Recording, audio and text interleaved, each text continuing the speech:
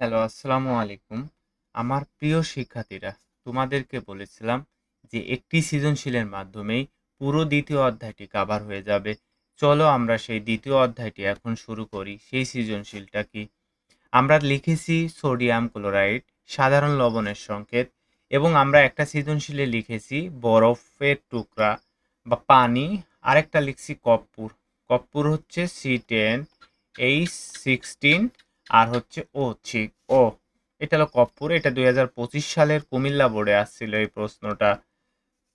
আমি তোমাদের জন্য যে সৃজনশীলটা রাখছি, আশা করছি তোমরা যদি এই সৃজনশীলটা ভালোভাবে দেখো, তাহলে রসায়নের যে 2 নাম্বার চ্যাপ্টার, তোমাদের আর কোনো সমস্যা হবে না। দেখো, প্রথমে আমাদের কি বলছে যে 1 ও 2 নং পদার্থের আণবিক আকর্ষণ শক্তি ব্যাখ্যা করো। ঠিক আছে?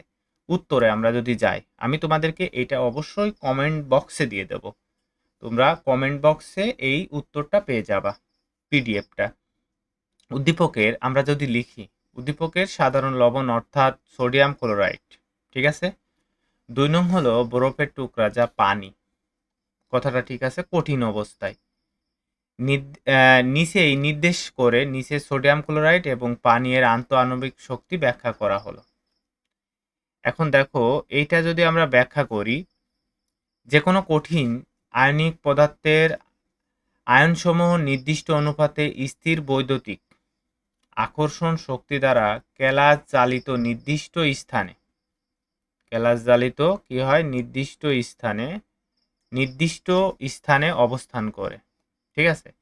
সোডিয়াম ক্লোরাইডের যৌগের কেলাস হচ্ছে সোডিয়াম প্লাস আয়ন আর ক্লোরিন মাইনাস আয়ন। এই আয়ন স্থির বৈদ্যুতিক শক্তির সাহায্যে, আমরা গুলি পড়ে আসছি এর আগে, যে স্থির বৈদ্যুতিক শক্তি দ্বারা পরস্পরকে দৃঢ়ভাবে আকৃষ্ট করে কেলাস জ্বালিত করে বা ল্যাটিসের আবদ্ধ থাকে। তাই আয়নিক যৌগে যেমন সোডিয়াম ক্লোরাইড, এটা একটা আয়নিক যৌগ। কারণ ধাতু আর অধাতু মিলে যে যৌগ গঠিত হয় সেটাকে আয়নিক যৌগ বলা হয়। বুঝছো? এর কেলাস থেকে আয়নগুলো পৃথক করে বিগলিত করতে প্রচুর শক্তির প্রয়োজন হয়। তুমি যখন একটি কঠিন পদার্থকে ভাঙবা, তখন সেটা ভাঙতে বা সেটা থেকে পৃথক করতে অনেক শক্তির প্রয়োজন হবে। ফলে আয়নিক ও যৌগ সময়ের গলনাঙ্ক অনেক বেশি। আয়নিক বা কঠিন যৌগের গলনাঙ্ক অনেক বেশি। যেমন সোডিয়াম এর গলনাঙ্ক হলো 1465 ডিগ্রি সেলসিয়াস। অপরদিকে সমযোজী যৌগ, এই যে এখানে আমাদের একটা জিনিস বুঝতে হবে যে কে আয়নিক যৌগ কে সমযোজী যৌগ। আমাদের 1 আর 2 নম্বরে কথা বলছে এই পানি কলি সমযোজী যৌগ। পানি কি যৌগ? পানি হচ্ছে সমযোজী যৌগ। ঠিক আছে? দেখো, এরপরে যদি আমরা দেখি, মূলত একক হচ্ছে অণু, যাতে পরমাণুসমূহের শেয়ারকৃত ইলেকট্রন দ্বারা পরস্পরের সাথে যুক্ত হয়েছে। আয়নিক আয়নিক হলো ধাতু আর অধাতু। তোমরা ক্লাস 8ই তো জানো, ধাতু আর অধাতু। ঠিক আছে? এই ধাতু আর অধাতু মিলে গঠিত হয় আয়নিক যৌগ। তাদের মধ্যে দুর্বল ভ্যান্ডালস আকর্ষণ বল রয়েছে, ফলে কঠিন যে পদার্থসমূহ অল্প তাপ দিলেই অণুসমূহ স্পন্দিত এবং আকর্ষিত হয়ে ছেড়ে যায়। যেমন পানির গলনাঙ্ক হলো 0 ডিগ্রি সেলসিয়াস। পানির গলনাঙ্ক হলো 0 ডিগ্রি সেলসিয়াস ভিন্ন হয়। অর্থাৎ আয়নিক এবং সমযোজী যৌগের আন্তঃআণবিক শক্তি ভিন্ন হওয়ার কারণে গলনাঙ্ক এবং স্ফুটনাঙ্কও কি হচ্ছে? ভিন্ন হচ্ছে। ক্লিয়ার? এই যে তোমাকে যদি বলে আন্তঃআণবিক আকর্ষণ শক্তি ব্যাখ্যা করো, তাহলে তুমি ব্যাখ্যা করবা যে কোনো পদার্থের। এবার বলছে উদ্দীপকের 1 এবং 2, 3 নং পদার্থের তাপ প্রদানের লেখচিত্র বিশ্লেষণ করো। দেখো, উদ্দীপকের 1 নাম্বারটা ছিল সাধারণ লবণ বা সোডিয়াম ক্লোরাইড, 2 নাম্বারটা ছিল কর্পূর। এই যে কর্পূরের সংকেত আমরা লিখছি। তাপীয় বক্ররেখা খাবারের সোডিয়ামের বক্ররেখা থেকে ভিন্ন। মানে এই যে যে দুইটা বক্ররেখা অবশ্যই ভিন্ন, কারণ একটা হলো আয়নিক যৌগ আর একটা হচ্ছে সমযোজী যৌগ। এখন সমযোজী এবং আয়নিক যৌগের তাপীয় যে বক্ররেখাটা, এটা তো ভিন্ন হবেই। তাহলে আমরা প্রথমে যদি এই যৌগের বক্ররেখাটা দেখি, যে সোডিয়াম কর্পূরের বক্ররেখাটা যদি দেখি, এর একটি উদাহী পদার্থ, এখানে তাপ প্রয়োগ করলে সরাসরি কঠিন থেকে বাষ্পে পরিণত হয়ে যায়। এখানে তরল অংশটি থাকবে না। ঠিক আছে? কারণ আমাদের তো এখানে তরল হচ্ছে না, আমরা তো উদাহী যে পদার্থ আমরা তখনই পড়ে যাচ্ছি যে যে সকল পদার্থকে তাপ প্রদান করলে তরলে পরিণত না হয়ে সরাসরি বাষ্পে পরিণত হয় তাকে ঊর্ধ্বপাতী পদার্থ বলা হয় বা উদাহী পদার্থ বলা হয়। এরকম ছিল অ্যামোনিয়াম ক্লোরাইড, কর্পূর, কঠিন কার্বন ডাইঅক্সাইড। হ্যাঁ, ঠিক আছে, এইরকম আমাদের ছিল আয়োডিন। তার বক্ররেখা নিচে ব্যাখ্যা করা হলো, সুন্দরভাবে ব্যাখ্যা করবা। দেখো এই যে একবারে আমাদের যে বক্ররেখাটা, এখানে যদি আমরা এর বক্ররেখাটা, সরি বক্ররেখাটা এখানে আঁকা ভুল হয়ে গেছে। এখানে তরলের থেকে একবারে বাষ্পে চলে যাবে। তরলের থেকে এখানে তো তরল হবে না, কঠিন থেকে একবার কোথায় চলে যাবে? বাষ্পে। বুঝছো? তাহলে আমাদের এখান থেকে যদি লিখি, এই যে আমি এখানে লিখে দিছি এ বি, এ থেকে বি বরাবর শুধু কঠিন পদার্থই থাকবে, এ থেকে বি। আর বি থেকে বি বরাবর বাষ্পও থাকবে না। ঠিক আছে, এটা ঠিক আছে, সঠিক। আর সি ডি শুধু বাষ্পীয় থাকবে। ঠিক আছে? এবার সোডিয়াম ক্লোরাইড, এই যে সোডিয়াম দ্রবণে তাপীয় বক্ররেখা। যেহেতু সাধারণ লবণ সোডিয়াম ক্লোরাইড একটি কঠিন পদার্থ, সেহেতু তাপ প্রয়োগে বাষ্পে পরিণত হলে একে প্রথমে কঠিন থেকে তরল, তরল থেকে বাষ্পে পরিণত করতে হবে। এর বক্ররেখাটা এই দেখো। তাহলে বক্ররেখা আঁকতে হবে। এই বক্ররেখা এই যে এই বরাবর হচ্ছে তাপমাত্রা, এটা হলো ওয়াই আর এটা হলো এক্স, এক্স বরাবর সময়। তাহলে দেখো এ থেকে বি রেখা শুধু কঠিন সোডিয়াম ক্লোরাইডকে বোঝানো হয়েছে। এই এ থেকে বি হলো কঠিন সোডিয়াম ক্লোরাইড।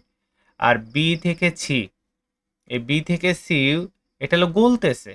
এই এইটা আমাদের কি হচ্ছে? গলতেছে। গলার পরে দেখো সি থেকে ডি লবণ পানি থাকবে, এইখান থেকে লবণও থাকবে, পানিও থাকবে।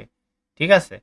আর ই থেকে এফ পর্যন্ত এটা হলো আমাদের এই যে সি থেকে ডি বড় রেখা কেবল লবণে মিশ্রিত পানি থাকবে। আর ডি থেকে ই বড় রেখা লবণ মিশ্রিত পানি ফুটতে থাকবে। এ হলো আমাদের চাপীয়। আর ই থেকে গ্যাসীয় বা বাষ্পে পরিণত হবে। বুঝতে পারছো? বুঝতে পারছো। 2 নাম্বার সৃজনশীলে দেখো আমি আর একটা সৃজনশীল লিখছি। এখানে দেখো এটা খুব গুরুত্বপূর্ণ। এটা যশোর বোর্ড, যশোর বোর্ড 2024 সালে প্রশ্নটা আসছিল। হ্যাঁ, একটু একটু সহজ আবার ডিফিকাল্ট আছে না, কোনো ডিফিকাল্ট না, একটু দেখো।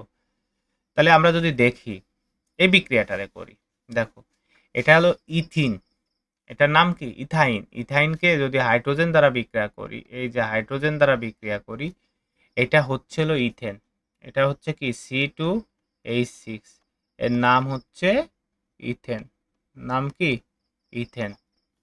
এরপরে sulphur plus oxygen, sulphur plus oxygen এইটাকে যদি আমরা বিক্রিয়া করি, সালফার ডাই অক্সাইড। কি হচ্ছে? Sulphur die oxide. এরপরে দেখো আমরা যদি এইটারে বিক্রিয়া করি, নাইট্রোজেন প্লাস হাইড্রোজেন, এটাকে যদি বিক্রিয়া করি, এটা হচ্ছে অ্যামোনিয়া। অ্যামোনিয়া। এখন আমাদের প্রশ্ন বলছে এর ব্যাপনের হারের ক্রম বিশ্লেষণ করো। ক্রম মানে কি? ছোট থেকে বড় অথবা বড় থেকে ছোট। ওই যে আমাদের দেখো দিন মনে পড়ছে নাকি, আমি যে বেসিক ক্লাসটা নিয়েছিলাম, ওই বেসিক ক্লাসে তোমাদেরকে কি বুঝাইছিলাম?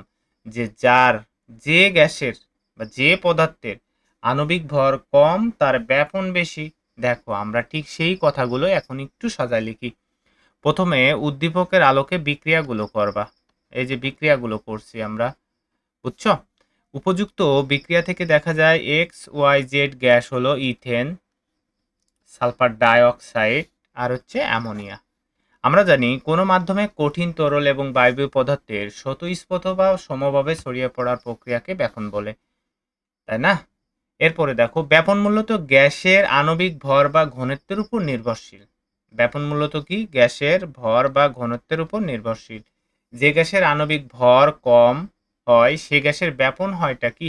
বেশি। যে গ্যাসের আণবিক ভর কম হয় সেই গ্যাসের ব্যাপন হয় বেশি। আবার যে গ্যাসের আণবিক ভর বেশি সে গ্যাসের ব্যাপনের হার আবার হচ্ছে কম। এই দেখো আমরা এক্স গ্যাসের অর্থাৎ ইথিন, ইথিন ইথেনের এর কি আণবিক ভর বের করেছি। এই যে আণবিক ভর বের করা একটু দেখাই দিতে হবে। ওয়াই গ্যাসটির আমরা কি বের করেছি? সালফার ডাইঅক্সাইডের আণবিক ভর বের করছি। আমরা বলছি না আণবিক ভর বের করতে গেলে ওই গ্যাসের কি লাগবে? ওই যে মৌলের বের করবা ওই মৌলের ভর সংখ্যা লাগবে। তাহলে আমি যদি সালফার দিই, সালফারের ভর সংখ্যা করলে 32। এবার অক্সিজেনের ভর সংখ্যা কত? 16। ঠিক আছে, এখন সালফার ডাইঅক্সাইড এর অর্থ কি বুঝতেছি যে 32 এক আছে, গুণ করা লাগলো না, যোগ সঙ্গে সঙ্গে যোগ দিয়ে দিবা। তাহলে 16 গুণ আছে কয়টা? দুইটা, তাহলে 2 গুণ দিয়ে দিলাম। তাহলে 32 যোগ 16 দুগুণী 32, তাহলে আমাদের থাকলো হচ্ছে 64। এই যে এরকমের, এটা এরকমের। তাহলে এখানে দেখা যাচ্ছে এই 17, অর্থাৎ অ্যামোনিয়া সবচাইতে এর ব্যাপনের হার বেশি। তারপর আছে 30, অর্থাৎ ইথেন। তারপর আছে সালফার ডাইঅক্সাইড সবচাইতে কম। তাহলে সালফার ডাইঅক্সাইডের আণবিক ভর হচ্ছে সবচাইতে বেশি, অর্থাৎ এর ব্যাপন হলো সবচাইতে কম। আর অ্যামোনিয়ার আণবিক ভর সবচাইতে কম, অর্থাৎ এর ব্যাপন হলো সবচাইতে বেশি। ঠিক আছে, এই যে এখানে লিখে দিছি। এই সৃজনশীলটা, এই ওয়ানলি 3টা প্রশ্ন পড়লেই তোমাদের যে দ্বিতীয় অধ্যায়ের যে প্রবলেম সব শেষ। ধন্যবাদ। এরকমের ভিডিও পেতে অবশ্যই কমেন্ট বক্সে জানাবে তোমরা কোন কোন অধ্যায়ের এরকমের গুরুত্বপূর্ণ ভিডিও পেতে চাও। সবাই ভালো থেকো, ধন্যবাদ সবাইকে।